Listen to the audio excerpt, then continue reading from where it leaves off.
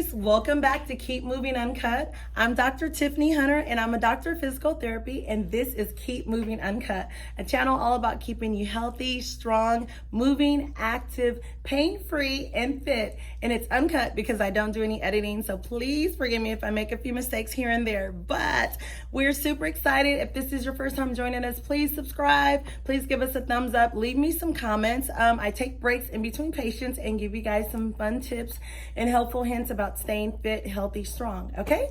So without further ado, today we have 10 things that you can do at home as you're working from home to keep yourself feeling well. A lot of us have been working from home more and more, and my patients are telling me that whether they're teachers or whether they're working in finances, they're able to work from home, but they're not used to it, so they're sitting an awful long time. They're just not used to sitting that long. They're used to getting up, walking to and from meetings, different offices, but now they're sitting maybe at a kitchen table or in their personal home office, and some even in their beds, which is definitely a no-no, and they're doing their work. So I'm going to tell you 10 things that you can do at home when you're working from home. The first thing is not to work from your bed. Get a comfortable chair. Get a comfortable chair. If you're going to be sitting for a long time and you're going to be working from home, get a comfortable chair that supports your back, supports the small of your back. We're going to use big skelly right here. So you have an arch in your lower back right here, and you want a chair that has a lumbar support. If you don't have a chair that has a lumbar support, then I want you to get a pillow or a cushion and put it right there in the small of your back. That's going to do wonders. That's going to help you so much when you're sitting for a long period of time. So remember, that's the first thing. That's the most important thing. Invest in a comfortable chair.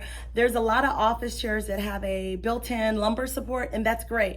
But there's some that don't, and they're just uncomfortable if you're going to be sitting there more than 30, 40, 50 minutes. And I've been working with patients that have been sitting for hours, some 6 hours without getting up. That's an awful long time. Number two, second thing I want you to do is make sure your feet are on the floor. Don't let your feet dangle. I've had some patients that tell me they sit at their bar in a bar stool, but their footrest is missing, so their feet, they dangle. Don't let your feet dangle. If you don't have something to rest your feet on while you're sitting and working at home, get a box or a stool and let your feet rest. That's gonna help you not have pain in your hips. It's gonna help you not have pain in your lower back.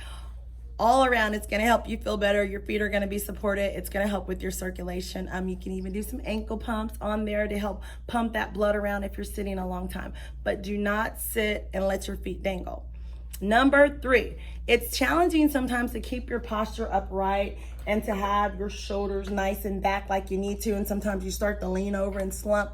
So I want you to make sure your legs are positioned by spreading them apart a little bit. When you have a wider base of support, that helps you with your posture. So do something easy like get a wedge or even get some pillows and put them in between your knees, and that's gonna help out quite a bit with your posture. So that's so simple. Sitting there with the pillow between your legs or a small wedge, that's gonna help you stabilize. That's gonna put you in a much better position.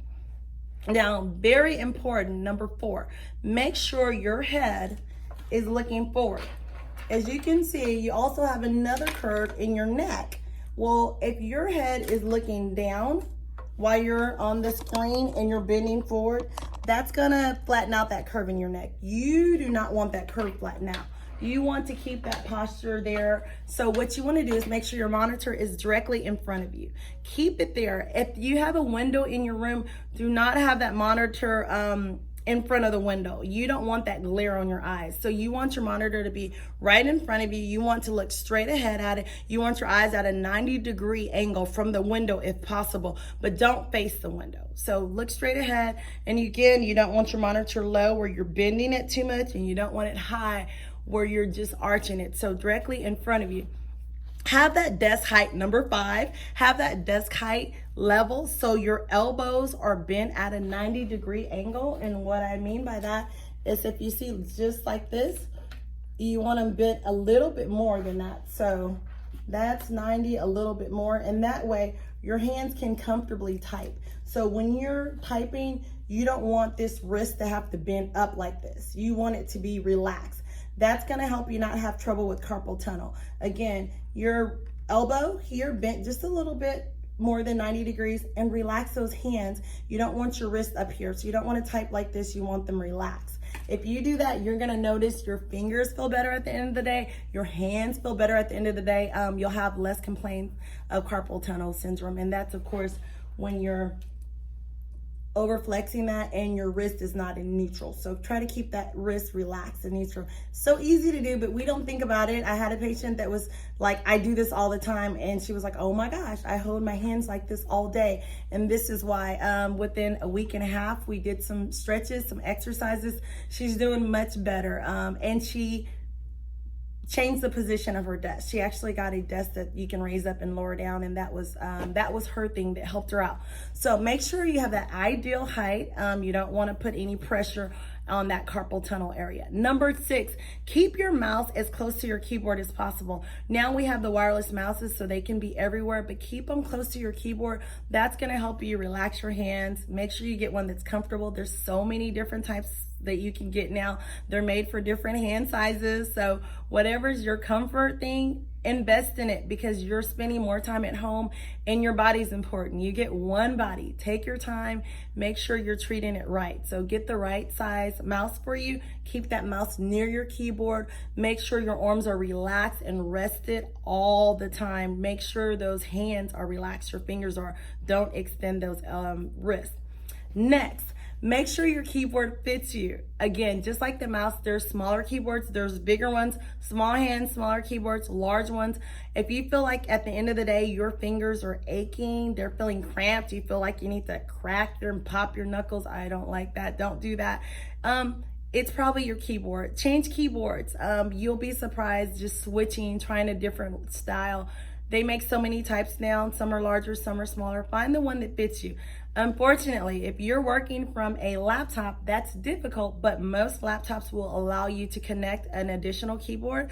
My son, he's going to be doing school from home, a lot of typing. My daughter also, I've gotten them both keyboards, and I've connected them to their laptops because they are using laptops, and they can type on a full-size keyboard, and their hands are much more relaxed. So think about that. If you have to work on a laptop from work, connect your own keyboard to it. So problem solved. I promise you'll be thanking me within weeks. Next thing is vary your posture. This is number 9. If you know that throughout the day you're sitting in meetings and your meetings are lasting 45 minutes, you have 5 minutes to jump on another Zoom call meeting, another 45 minutes, you have to jump on another one. Use that time to get up and to move. By nature, just standing relaxes the posture of your entire spine. When you're sitting, this area, it goes forward, and I'm not going to take Mr. Scully off, but it flattens a little bit. If you have your pillow between you, it's keeping this arch, but when you stand up, it stretches out your entire spine. Just standing and sitting is helpful for your spine. Now, if you can stop and do some stretches, check out our next stretch video that we have. Just reaching for your toes, reaching for the ceiling, leaning over to the side, that's wonderful. But if you do not have time, just stand up, walk to the kitchen, walk to the bathroom, walk back. You can do that in a few minutes. Your body will love you for that. Your entire spine will love you for that. So get up and move around. Don't sit there more than 45, 50 minutes without that. I have a patient, she'll sit 6 hours straight. Don't do that. Don't do that. Get up and move around. Your body is more important than your work.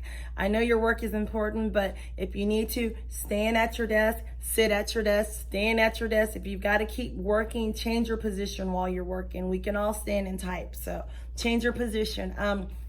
Lastly, this is my favorite. Take a passive break. Relax for yourself. Take time for you. What that means is so simple. You're sitting there at your desk. Don't do this during a meeting. They may think you're falling asleep. Close your eyes. Take a deep breath in through your nose.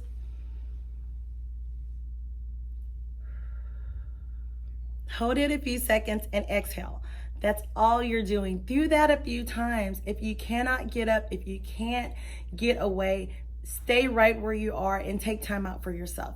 Again, close your eyes, take a deep breath in, hold it a few seconds, and exhale. You will feel so much better. Do that at least once an hour, twice an hour. But if you can't get up, take that time, take a small passive break for you. Your whole body will thank you. Get that oxygen back in, revive yourself, feel wonderful, and your whole body will be like, thank you so much. All right, those are 10 things you can do to remember just to stay feeling good, taking care of your body. If you have to sit a long time, if you have to work from home, if you need anything else, give me a call, leave us a comment. I'm gonna get back to work. Thank you so much. Please subscribe. Please give me a thumbs up and leave me your comments, okay? Have a great one and stay safe. Bye-bye.